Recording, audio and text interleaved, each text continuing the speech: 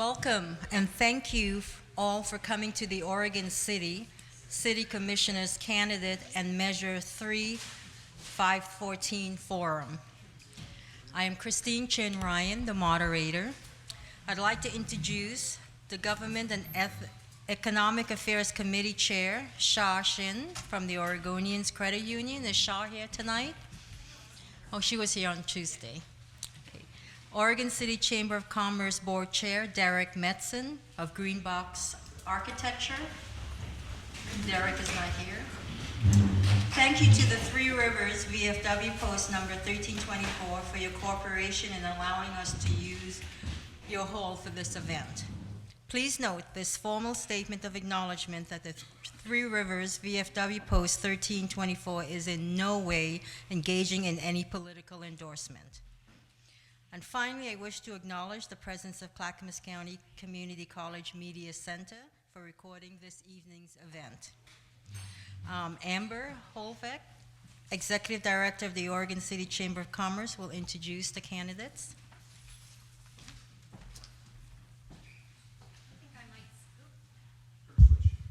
I think I'll stay down here. It is indeed a pleasure to introduce the two women up on the stage this evening. Running for position number 2 is Nancy Ide, and running for position number 4 is, well, actually, let me pause for a moment. A current seated city commissioner, and then District 4, position 4, Renata Mengelberg, also serving as a city commissioner. And so let's give them a round of applause. Two other individuals that you will hear from this evening are running for position number 3. They are, and gentlemen, if you'll wave to the crowd, Paul Espy and Frank O'Donnell. All right. Thank you all for being part of this. Thank you, Amber. The format of this candidates forum tonight will be the unopposed candidates will have 5 minutes to introduce themselves. That's position 3 and 2. And then, positions 2 and 4. Then we will have position 3 for both candidates. They will have 2 minutes to introduce themselves. And then we have 3 questions from the sponsors of this forum that we will ask each of those 2 candidates, and they will have 1 minute to respond. Then we'll get questions from you, the audience. So if you see that there are index cards, please write your questions and give it to Amber. And then candidates will have 1 minute to respond. Then each candidate will ask their opponent a question. Since there's only 2, they'll ask each other. Then they will have 2 minutes for closing remarks. Then we will reset for the Measure 3 514 discussion, and then my closing remarks. So that's basically the format for tonight. Timekeeper is Vicki Yates, right here. She will put up the green card at 1 minute left, the orange card at 30 seconds left, the yellow card at 10 seconds left, and the stop sign card when time is up. Okay? Candidates, okay. All right, let's begin. Candidates for position 2 and 4, you have 5 minutes each to introduce yourselves, share your platform, and identify the top 3 most important issues facing Oregon City today. We'll start with Nancy. Okay, hold your hats. I got a lot to say in a couple minutes here. 5 minutes. 5 minutes, all righty. Anyway, it's a pleasure to be here today to briefly explain why I'm running for the City Commission and talk about city priorities. And I thank you for coming this evening. It's also an honor to be running unopposed in this campaign for position number 2. And though I'm unopposed, it's still full steam ahead as far as the campaign, because I have great respect for the fact that you have a choice when you vote, and you can choose to check that box, or you can choose to not. And so I want you to check that box for me. So that's why I'm continuing to campaign. Briefly, a little bit about me. I have lived in Oregon City with my husband Dennis since 2005. We have 3 daughters, 2 that live in the area, and 6 grandchildren.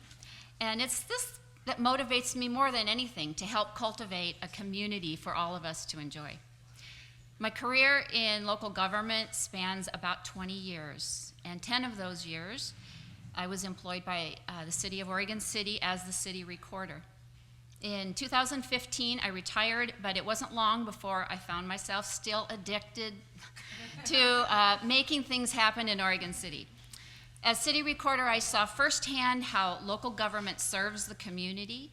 I attended hundreds of city commission meetings over the years, and I believe that my experience and my knowledge strengthens my ability to hit the ground running as a city commissioner. It's difficult to choose the 3 top issues that are facing Oregon City today, but I'll give it a shot. First, I believe that the interchange at Beaver Creek Road and Highway 213 must be addressed. Funding for its construction will be a major discussion over the next 4 years, and public involvement on the discussion is vital. Secondly, the Willamette Falls Legacy Project is a top priority for the city, and the completion of design concepts for the Riverwalk is on the horizon, which is very exciting. I'm committed to public involvement on the use of that area, and I'm also committed to ensuring that the 4 values that have been identified are upheld, these being the historic and cultural interpretation, public access to the falls, economic redevelopment, and a healthy habitat. Third, the construction of a new public safety facility is essential. I believe this is a priority because the deadline is looming for our police facility to be seismically sound by the year 2022. And I support the passage of the construction bond measure that's on the November ballot to fund the building. But these are not the only priorities that we have in the city. And on the brochure that you can pick one up on the way out, it lists some more priorities that I have as not just as a citizen, but priorities that I believe that the citizens have communicated to me over the summer as I've been campaigning. First of all, increasing citizen involvement is vital, and I believe that I will encourage implementation of the public information plan that was developed about a year ago. And something that I would like to see more and more of is children and teenagers and young adults becoming involved in the government process, and I'm going to see what I can do about that. How does a mock city commission meeting sound? Sounds kind of fun. Next, encouraging dynamic development at the Rossman landfill to create family wage jobs is very important to me. Perhaps a manufacturing plant combined with a tourist element, or something like Benchmade knives, or maybe a lifestyle center. It doesn't matter as long as the dynamic end of it includes development that makes Oregon City a place to live, to work, to play, and of course to invest and to shop. Next, and to me personally, this is very important, it concerns homelessness, where there is an urgent need in Oregon City, and I intend to raise my hand up high to volunteer to work collaboratively with community partners to seek solutions to the homeless needs in our community, and to promote city codes that include equitable housing. And lastly, I will support the newly improved tourism strategy plan, which brings together all the silo tourism efforts into one plan. So there's so much more to say. Please know that I commit to making decisions in the best interest of Oregon City residents while upholding relevant laws and policies. And I ask that you mark that box for me on your ballot in the fall. Thank you.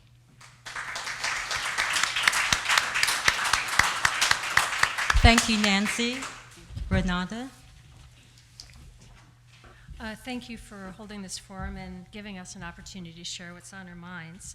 I'm running for position 4 for the last 2 years of the term, and I'm hoping to tell you a little bit more about myself and encourage you to vote for me. I've lived in Oregon City for 19 years now and worked here for another 10, so very involved and lived in the community a long time, have watched a lot of initiatives move forward and great things happen in this town.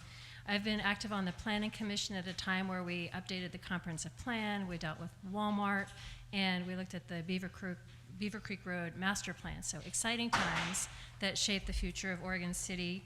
Also served on the McLaughlin plan for revitalization, which now two phases of have been completed. So it's nice to see it actually move forward.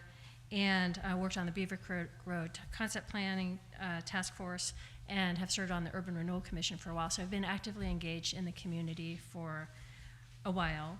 I've been on the commission for a year and 4 months, and I can say that I've never seen a time in Oregon City's history where the future is brighter than now. There's so many exciting things happening in Oregon City. There's lots of construction, there's lots of new ideas, there's a lot of energy here now, and that's why I want to be involved on the commission. It's just a wonderful time. We're seeing the designs for the Riverwalk come to fruition. We'll hopefully have an open house about that in November. We're doing the grand opening for the library in just a week, so a lot of progress has been made. On the horizon, we'd like to support a new public safety facility. You'll get a chance to vote on that in November. I encourage you to vote yes on the bond. Also, hope to get a new public works facility that's been talked about for many years now. So we really need to upgrade our city facilities and make sure that our workers are in an efficient place that's also a great place for the public. We also have stepped up in a big way to support tourism, and on the horizon is an effort to coordinate all of the initiatives and partners in the tourism realm to develop a brand and develop a really proactive marketing approach, so that's very exciting. And what I can bring to the table is I have a lot of good relationships with the county, with the state, with the community that I've built over the years, and together is how things move forward and get done. And how do we partner? Where are the resources? How can we make things move forward? And I feel I can make a positive difference in Oregon City in that way. I've been an economic development professional for 28 years. I worked for Clackamas County for 24, and now for the city Canby for 5 years. So I know what it takes to help businesses thrive. I know how to attract them, recruit them, and help them be successful in Oregon City or in Oregon. And I also have worked with the city, the state, and Metro throughout those years, so know who to talk to, what questions to ask, where the money is, where the grants are, and direct staff to some of those resources to leverage what the city can do itself. So I think that experience is really well suited for where we are in this point in time. Over the past year, I've supported smart investments in our downtown. It's never looked better, in large part to the Urban Renewal District, so I hope you'll continue to support that in November. Also, the city's done great work in streamlining their permitting process and making it more affordable, making our community very business friendly, which is a priority for me, and also funding our tourism strategy. So exciting things to come, especially with the Willamette Falls Legacy Project and the Riverwalk and Nolka Canyon and Kanema. There's just a lot more tourism product to promote now, which is exciting. In terms of major challenges that the city is facing, one is rising housing costs, and it's becoming more unaffordable for a lot of our residents. So part of the solution is to build more opportunities, more options, such as accessory dwelling units, to encourage more apartment and housing development so that the supply will help keep the price down. We also are seeing the regional issue with homelessness coming to our doorstep. That's a challenge. How do we help people that need help, connect them to the resources, and get them in a path that is better for them? Also, transportation and traffic congestion are a challenge as our community grows. There's creative solutions around eliminating bottlenecks and investing in more jobs and more services so people don't have to travel as far. And finally, I'd encourage you to vote for me for position 4 on November 8th. Thank you so much.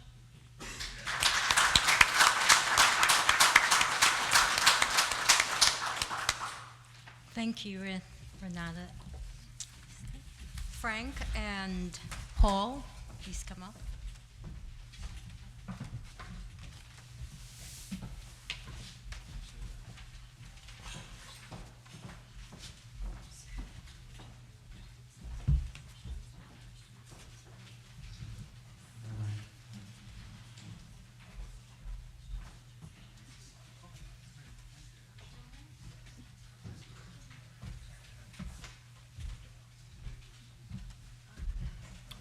Sit over there. Just alphabetical. We can read. That's a basic skill.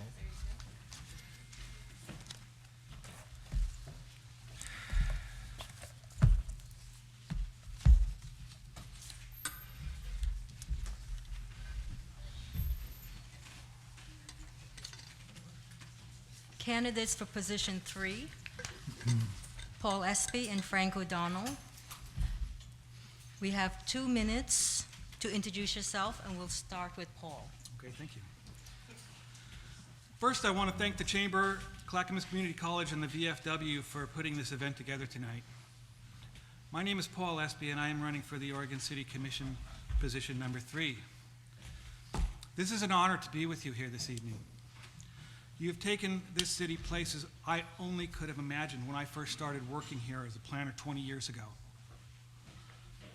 I'm a husband and father of my 3 children who have all graduated from Oregon City High School and are in various stages of their college careers.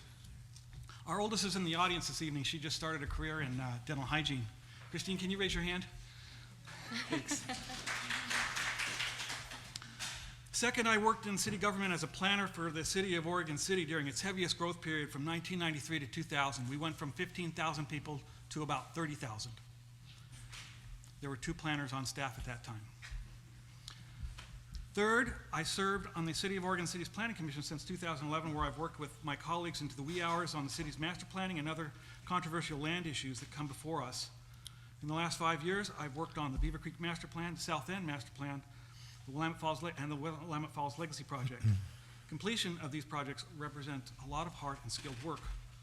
The Plan Commission has also enacted business-friendly land use policies where we improve design review code, allowing for over-the-counter approval for small facade grant projects, approved language allowing food carts, and updated the city's sign program to be more flexible for business owners. In my work with the city of Lake Oswego, I managed the historic preservation program, which is a $40,000 budget.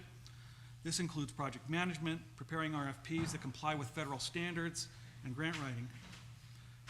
I also manage the city's annexation program and process all of the city's annexations and boundary amendments, in addition to comprehensive plan and zoning amendments. Clearly, I have not gotten to this place in my career by accident. It's been through years of hard and steady work with the Oregon City, and when elected, I will continue to work hard for the city. Thank you, Paul. Frank?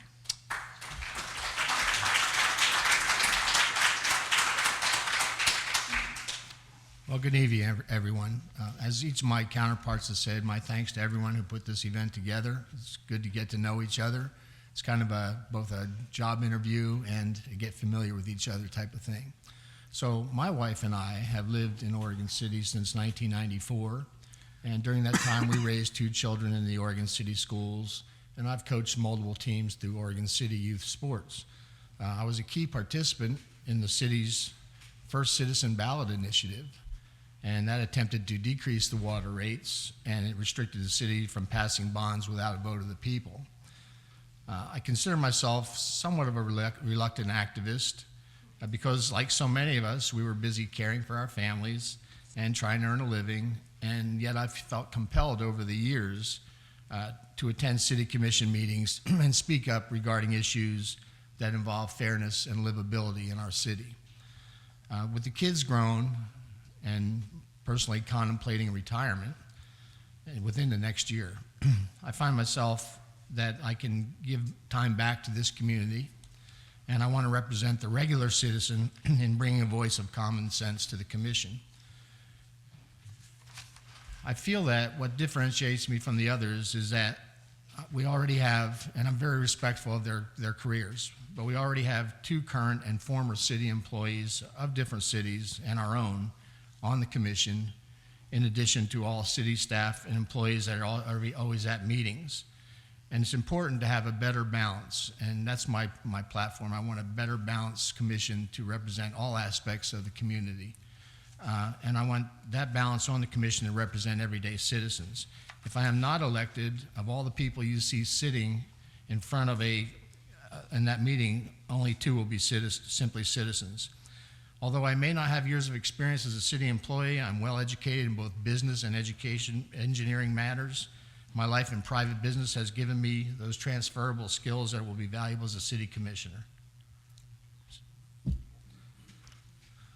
You can finish if just I take would a like to. couple Thank you. seconds. Just a Those couple skills are skills such as contract negotiations, workforce development, building consensus within the community, overcoming objections, and reaching agreements. So I may be an outsider, but I'm no stranger to the workings of city government. And in many unforeseen circumstances we'll face as a community, a lifetime of experience will serve both you and Oregon City. I care about Oregon City. I care about the issues impacting our community and livability.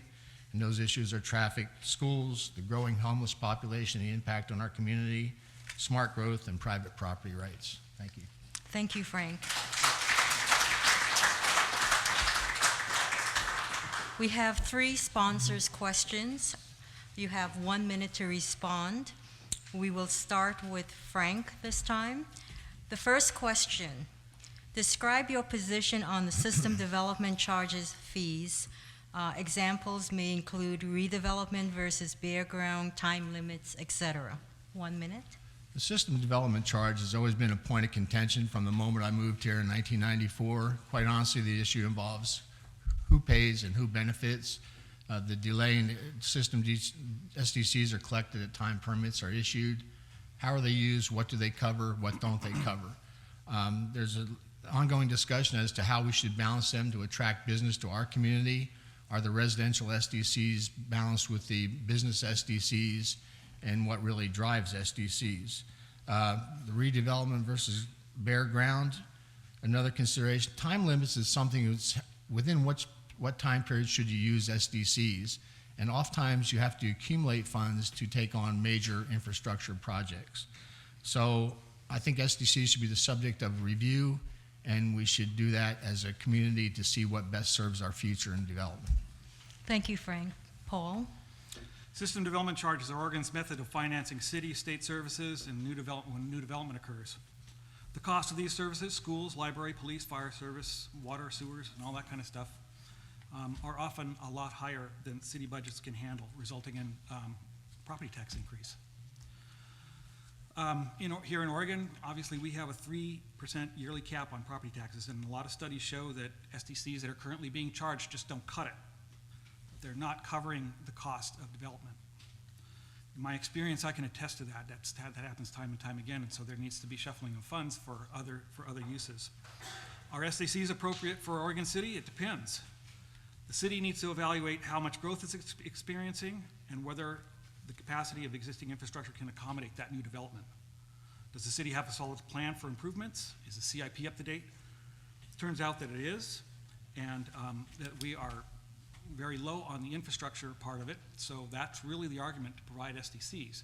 Now, what I think should happen is that SDCs for new development should be higher than that for redevelopment. Thank you, Paul. Next question, and we'll start with Paul this time. What does the future hold for local tourism, and what role, if any, should the city of Oregon City play?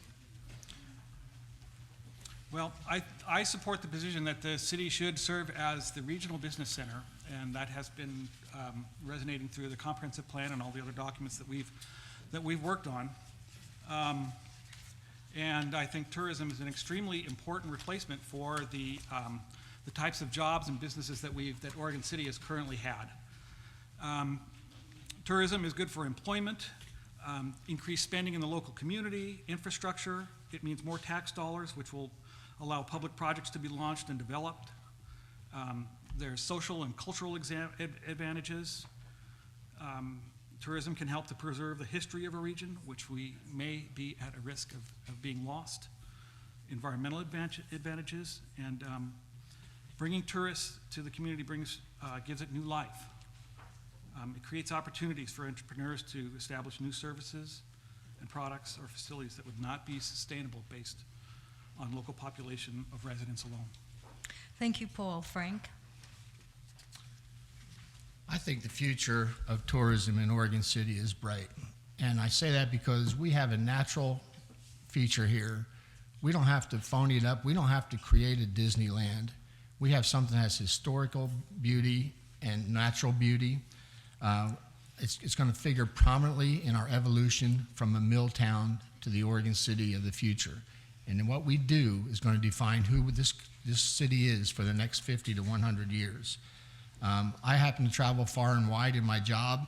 I see other success stories, and I would encourage us to pursue that in every way possible.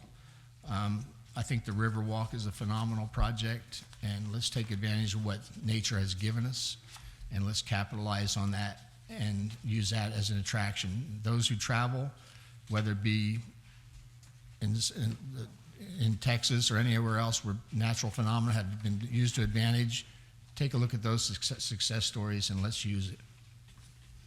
Thank you, Frank. The third and last sponsored question, and we will start with Frank. What is your position on the use of funds and duration of Oregon City's active urban renewal district? I think the Urban Renewal District as a tool is a necessary tool. I like the criteria. There's something called the but-for, when things will not happen either in a timely manner, in a satisfactory manner, but for the involvement of those type of funds. That's kind of a jump start. I think every project has to be evaluated on its merits, and I encourage that we monitor, choose selectively, and apply and take the benefit of that particular program. It involves, it's a very in-depth response about how things are financed and things like tax incremental funding, but my position would be continue to use it to best advantage, develop it as needed, and welcome public input. We get in problems with the community when we don't engage them beforehand, and it's misunderstandings that cause misperceptions about our government. Thank you. Thank you, Frank. Paul? I echo Frank's position on urban renewal. I think I support the city's urban renewal program, and it should be a viable tool for as long as the business community needs it. But there's a caveat. It's proven to be an excellent tool for economic development and revitalization. But I think that it should be flexible. I think it should be able to move and allow the district to expand and contract as other things get, as other businesses get developed and they're finished with their development. Then the urban renewal district should change or maybe move to other places that are more blighted. I agree with the specific priorities that are outlined in the urban renewal plan. They help eliminate blighted conditions. They help with public improvements and infrastructure that attract new businesses. And it also helps with the acquisition of land development and then basically improves the overall economic health of Oregon City and its businesses. Thank you, Paul. We'll break for a minute to get the index card. So if you have any questions and you haven't written it down on the index card, please do so and give it to Amber. You can get some cookies, coffee, or water. Do you need some water, or is that enough? Yeah, this is kind of entertaining. Yeah, I'm sure it's really entertaining for them. We're not sweating visibly, so we're all right.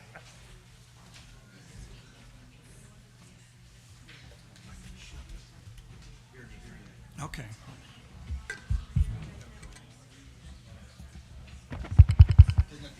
Okay. Get it closer. All right.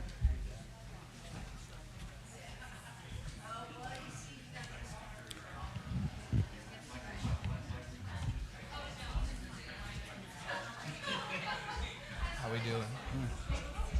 Hearing okay? Well, it's not that big a microphone. I hope I'm not a pinhead up here.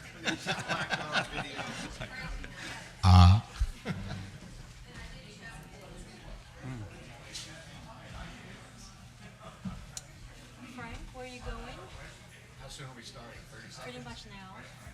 Well, I'm not leaving. Don't leave me up here all alone. I want to see if Espy can carry the ball on his own. See if he's a solo actor, if he needs the full Temptations with him. Thank you. We're going to start with your questions. The first question, and we'll start with Paul. What have you done since filing to prepare for the job as city commissioner? What have I done? I have been doing all kinds of campaigning. I've been making signs. I really have been.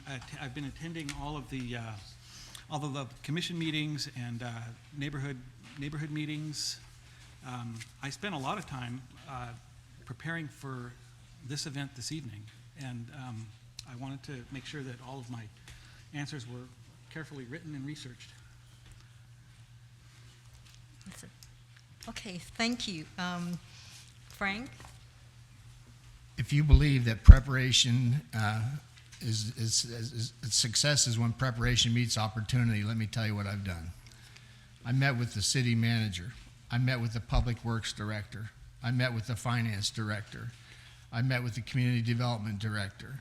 I spoke with the chief of police. I talked with the superintendent of OC schools. I even went to the Father's Heart because I know what that means in this community.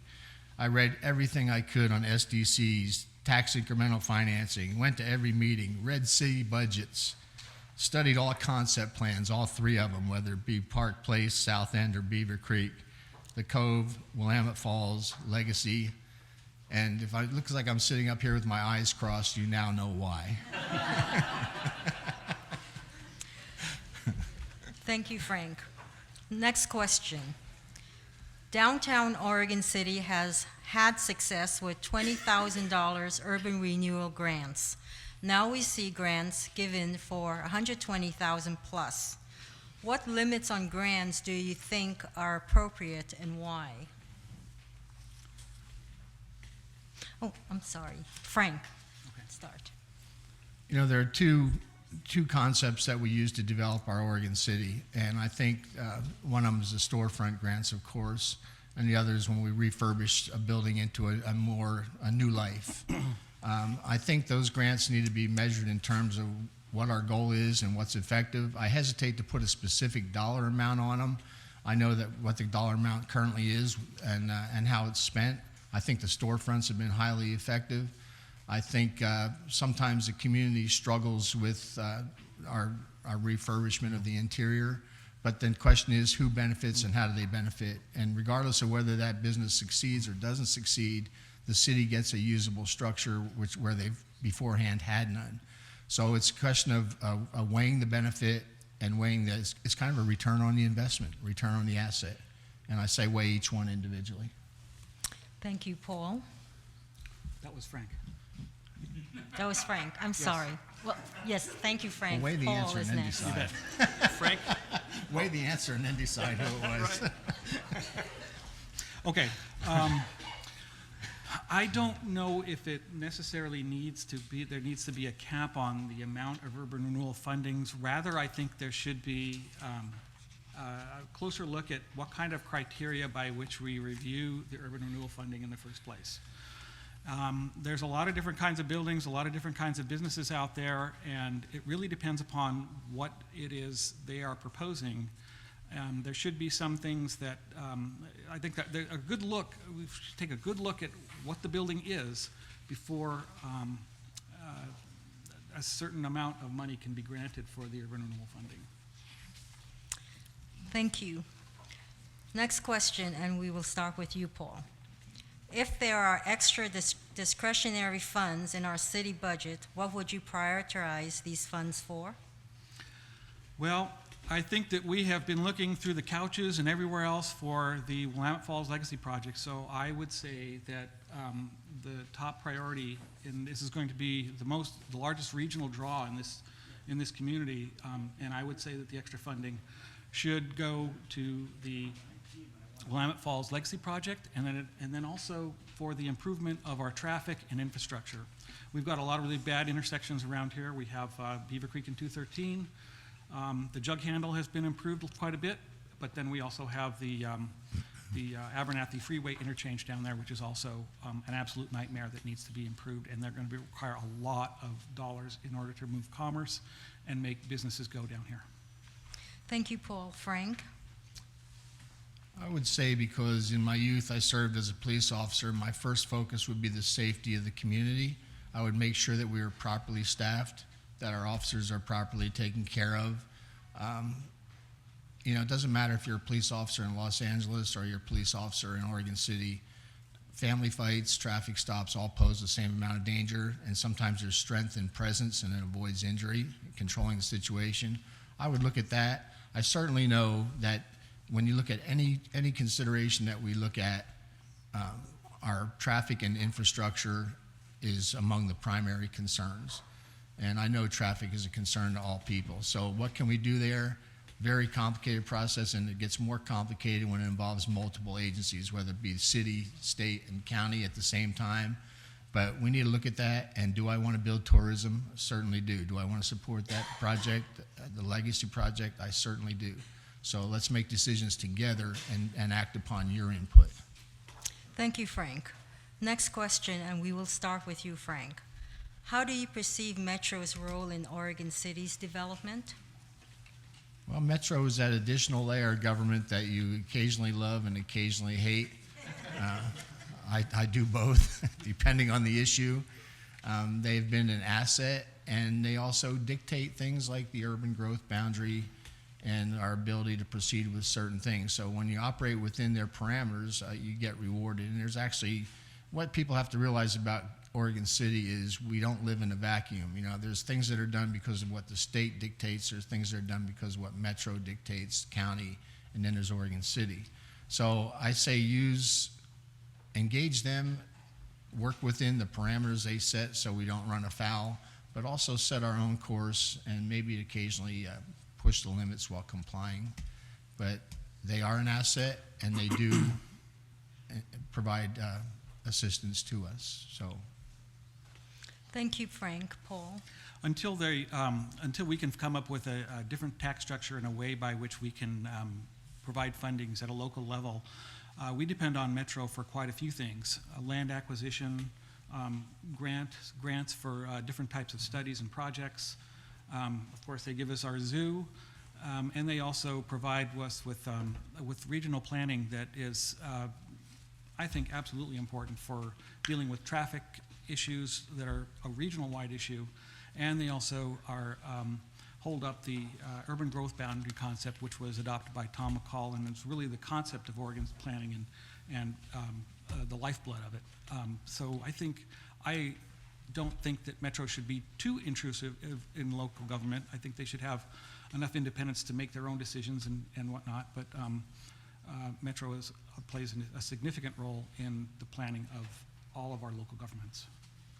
Thank you, Paul. Frank? I already went. With this? Yep. I'm getting lost Do I get a here. second chance? No. But wait, there's more. No. Amber? Okay. Okay, so we start with Paul this time. Will your previous jobs, activities, etc., require you to recuse yourself from any city-related decisions? Well, the city commission meeting meets on the first and third Wednesdays, I believe.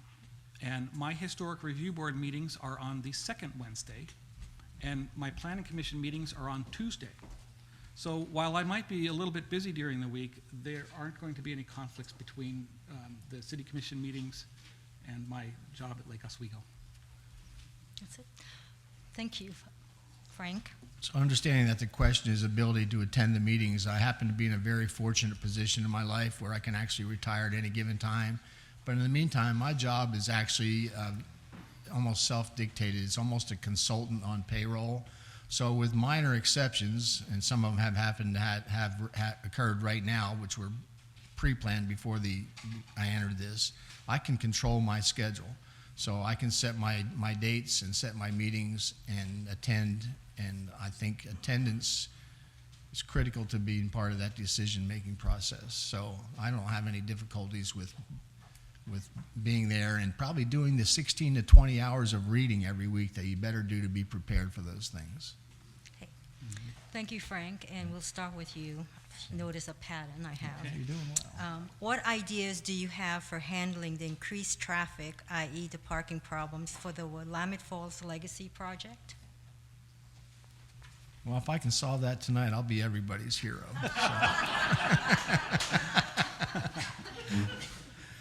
You know, parking, you can't enjoy an offering if you can't find parking to go there.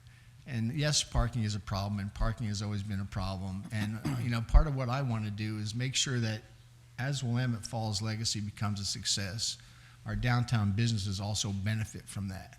So I don't want them to be two separate islands. So I think we need to have an ongoing discussion as to where we put the parking, how we place it, and how it best serves our business community. Now, what are my answers? I truly don't have a specific answer right now. I think there's only going to be on-site parking. If you look at the proposals that are made for the Legacy project, there's actually quite a bit of open space initially, and then that will fill in eventually with businesses. So I think it'll be an incremental type thing with an initial response and then further development. Thank you, Frank. Paul? I know that this is probably not the most popular solution, but I think a parking structure somewhere in downtown Oregon, in downtown Main Street would be necessary to accommodate all the parking that is going to occur with the development down there. And not only that, but there's still going to be a lot of traffic in that area based on all that development. And so I would say that that would need to be coupled, especially if the traffic or if the parking structure is going to be located far away. There would need to be some kind of a shuttle service or other type of means by which you can move people from the parking structure to the Legacy project. Thank you, Paul. Next question, and we will start with you, Paul. Can you foresee the city being able to make improvements for handicap accessibility to city facilities? What about enforcement of handicap parking? Well, when I was a planner here a while ago, I remember a few people went out in wheelchairs to see just what the problem was, and it was amazing because they found that a lot of the sidewalks were blocked by electrical poles and other kinds of public utilities, and so you ended up only having about 2 feet of sidewalk.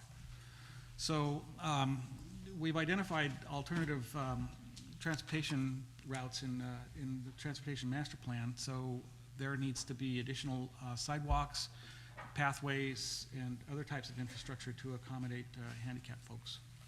Thank you, Paul. Frank? I think we're creative people by nature. I think that, of course, we're stuck with an existing infrastructure. I think we can make provision within that. I think we have to be creative to do it. The observations that Paul made obviously are very true, but I think I have confidence in us as a community to be able to do that. So that accessibility is a huge piece, and I believe we have the wherewithal with all our input to make those decisions and make those provisions. Thank you, Frank. Next question, and we'll start with you, Frank. There are many that believe urban renewal is flawed. If urban renewal goes away, how will Oregon City compete for new businesses, especially as we remember the loss of Cabela's several years ago? Well, first, I quite honestly don't believe urban renewal is going to go away. And if it were to go away, I think that it behooves us as a community to reintroduce it in whatever form is palatable to the community. I would not want to give it up as a tool. I think sometimes we may have to restructure it. We may have to get better community involvement. We may have to explain goals and objectives, but it's very, very doable. And, you know, remember the criteria, the but-for criteria. There are always going to be projects that will require a stimulus to at least launch them. And after that, when you do it, you encourage others to invest in the community. The long-term return is greater than not having the capability to do it at all. Thank you, Paul. Well, there aren't very many other alternatives other than urban renewal because it really does allow for, with the tax increment financing, it allows for the additional fundings for the urban renewal projects. And there can be some things like SDCs and permit fees and other types of small business taxes and that kind of thing, but it really doesn't compare to the amount of money that urban renewal can provide. Thank you. Frank? Oh, wait a minute, we're done. But wait, there's more. I'm just not on top of it today. Okay, next question. Am I that forgettable? No. There's just, okay, so we'll start with Paul, and this is the last question. I have heard several developers and private citizens complain about Oregon City's permitting process as being adversarial. What can you do to improve and encourage development? Well, first of all, I think you have to define what adversarial is, because there can be permitting processes that are adversarial because no one's picking up the phone, or no one's processing things fast enough, or no one is doing the right thing or what they're supposed to be doing. The other part of adversarial is that the Oregon City is adopting very high standards for development and design, and there are some people that are just not willing to cooperate and do the design work that it takes to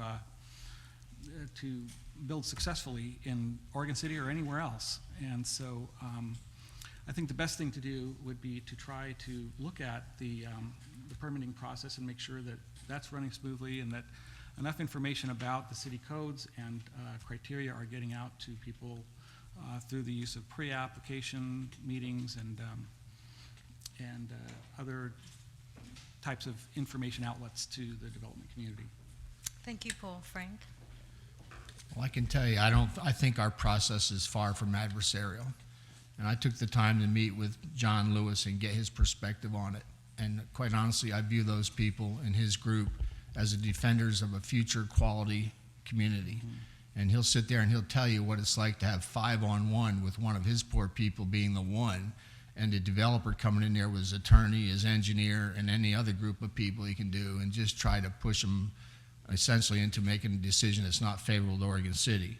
So what we want long-term is we want quality buildings, we want longevity, and in my mind, that group of people under John are our first line of defense in ensuring that that happens. Thank you, Frank. And the next one, question is, you can ask your opponent, Paul, a question, 10 seconds to ask the question, and then you have 1 minute to respond. Well, So honestly, I have nothing to ask Paul. You have nothing I to have ask? not. No, there's Okay, no need. I was going to ask if you had relatives coming to your house, what were the 3 top places you would go in Oregon City? The 3 top places I would go. Well, I would take them through our historical district. I would take them to our parks and show what we've got. And I would take them to any number of restaurants with the hope that in the future we develop more of each of those things, except obviously the historical district. Okay. Unless my house becomes historical in some form. Okay, with that, we'll go with the 2 minutes closing remark, and we will start with Paul. I'd like to continue serving the community as a professional and provide a more cohesive overall vision for development in Oregon City. I would like to continue the Commission's efforts on maintaining city's infrastructure, not only on Main Street, but everywhere else in the city. We're at a critical point in our economic development, and we need to take the next step to think more strategically about the type of development that we need to do to accommodate future growth. We need to think through what the city will be like in the future with a cohesive vision, and we have a lot of adoption and implementation work ahead of us, and we only have one chance to get this right. Regardless of what you think about members of the public sector, it just makes sense to have a seasoned land use planner who has worked closely with both planning and engineering staff for years on these projects. Municipalities are complicated, multifaceted organizations, and unlike businesses, they have a public involvement component that you cannot neglect. My experience in project management and budgeting will add value to the City Commission's decision-making process. And we need to continue reaching out to neighborhood groups especially, and members of the development and business community. Our citizens and volunteer groups must also continue to play a significant role in this process. They can help us. I deeply care about Oregon City. It has rich historic fabric and unique character. In the 24 and a half years I've lived here, I've been very interested that Oregon City turns out a quality product in the downtown as well as other neighborhoods. And to all of our surprise and satisfaction, this is happening. I want to continue in that direction by making sure that all the projects are all the Oregon City's projects are something to be proud of. Please make the right choice and vote for me on November 8th. Thank you, Paul. Frank, 2 minutes. Well, I obviously care about livability issues in the community, and my family grown and contemplating retirement. I want to give back to this community, as I said before, represent the regular citizen, to bring a voice of common sense and the common man to the community. Now, I hear Paul say about the value of him as a planner, but we have planners, we have a planning commission, we have all those things, and is really being a planner a benefit, because it is every problem that the city commission faces a planning problem. I'm reminded of an engineering instructor who told me once that if the only tool you have in your toolbox is a hammer, you better hope every problem's a nail problem. What I want to do is encourage, I quite honestly say that the founders of the Constitution envisioned a citizen legislature. Somebody who comes from the private sector, he leaves his job for a period to serve the community, and then he goes back to his job. He's not a professional politician, and I'm definitely far from that, as you can tell. They also put in a system of checks and balances, and I believe that in our format of government, the city commission is that check and balance that conveys the needs of the community, sets direction, much like a corporate executive sets direction for a company, and instructs the staff to execute that direction. I feel that's why we need citizens and non-city government people to represent us on Oregon City, on our commission. I think that all the folks that are either running for this office or elected to this office have the city's best interest at heart, but I also know that each of us is the product of our past, and how we view things is formatted within our past. For example, how you may discipline as a parent is probably reflected in how your parent disciplined you. So I want to bring a different perspective to it, and that's my value to it. I'd like to bring a private sector perspective to the commission. Thank you. Thank you, Frank. We will now switch to the measure 3-514. Thank you. Thank you, everyone.